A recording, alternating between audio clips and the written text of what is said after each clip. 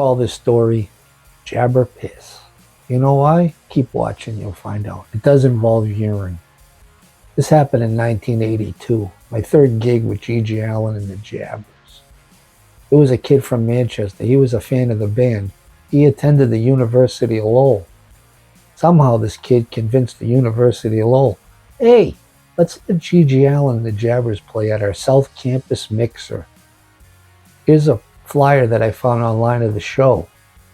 You know, what could possibly go wrong with G.G. Allen and the Jabbers playing at the South Campus mixer? Fucking plenty, that's for sure. It involves urine. It involves the riot police. It involves a less than 10-minute show.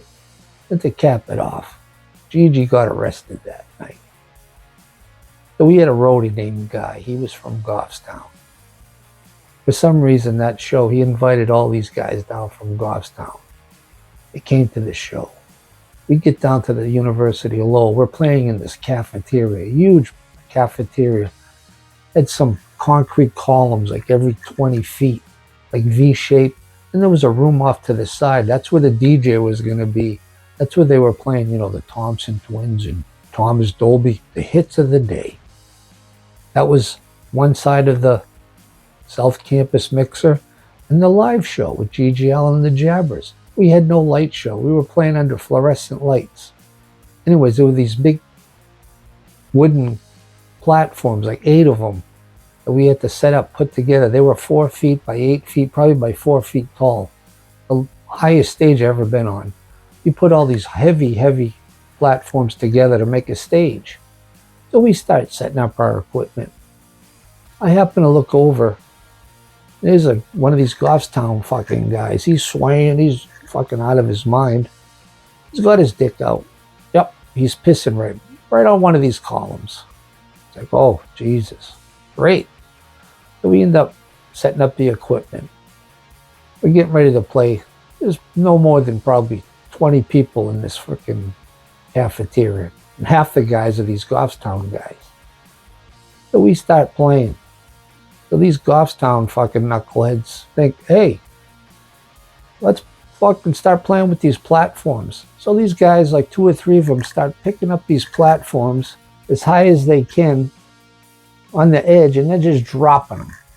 Freaking slamming on the freaking ground. And of course, Gigi, he's swearing or whatever the hell he's doing. Just a regular Gigi show. So someone must have peeked in and said, whoa. So we're playing, and I happen to see to the right side of me, there's a door all the way to the right. It opens up. Who's coming in? Oh, the Lowell riot police. These fucking police, they had the fucking helmets on with the face shields. They had the shields. And they had the batons, the fucking... Like, I don't know how many there was because I got the hell out of there so fast. But there was no more than 20 people watching us, and half of these guys were these fucking Goffstown knuckleheads. So when I see these guys, like, I'm getting the hell out of here. Me and my buddy, we go through the little disco. We go outside. We go into a fucking dorm. This is back in the day before the mass shootings. You'd walk right into a dorm. There was no security. So we go in there, go up a couple flights of stairs, start checking the doorknobs. We find a freaking open dorm.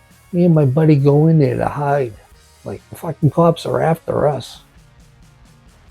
So we're in there, and I hear the walkie-talkie, the police walkie-talkie. They're fucking walking the halls. I don't remember how long we stayed in there, but it was long enough to feel uncomfortable. Like, I hope these fucking kids don't come in and see us in their dorm room.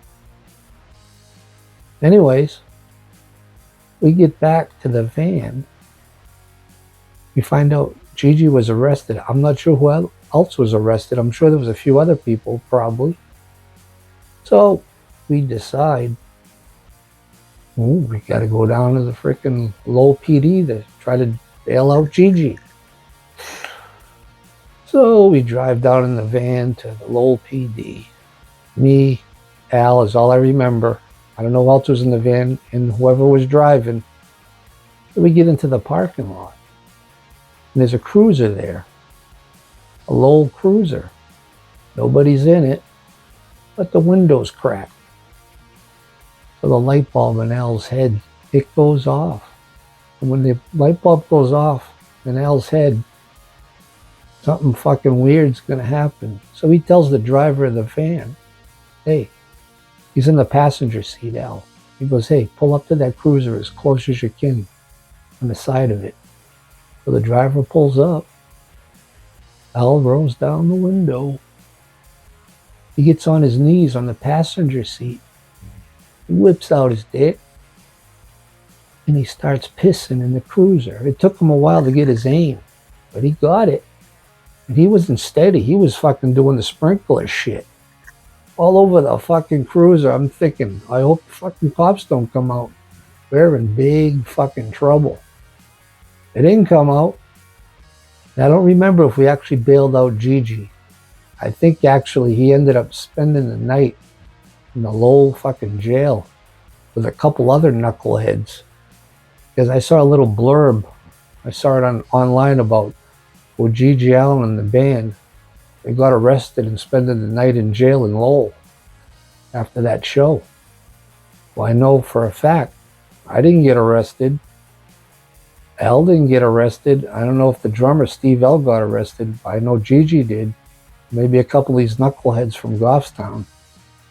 But what a freaking night that was. Those Lowell PD, it's like, there's fucking 20 people in here. I don't know how many cops showed up, but way too many. I mean, it was great being in that band to be, front row to see all this fucking shit. It was great. It was great. Not to mention, Gigi was arrested for disorderly conduct, obscenity, and inciting a riot. It's been years since I heard his great song, which I love, Shove That Warrant Up Your Ass, on the Brutality and Bloodshed for All album. I'm wondering if Lowell is in that song. Probably is. I'm going to have to listen to it again. Also, if you don't know who Al is, it's Alan Chappell, the longtime bass player of the Jabbers. The man's a legend. And when I first met those two guys, I always thought Al was crazier than Gigi. Gigi was crazier on stage, but he was pretty mild-mannered off. Al was just Al on and off the stage. Both of those guys are funny as fuck. It's made you laugh all the time. Being in that band was fucking great. Great memories.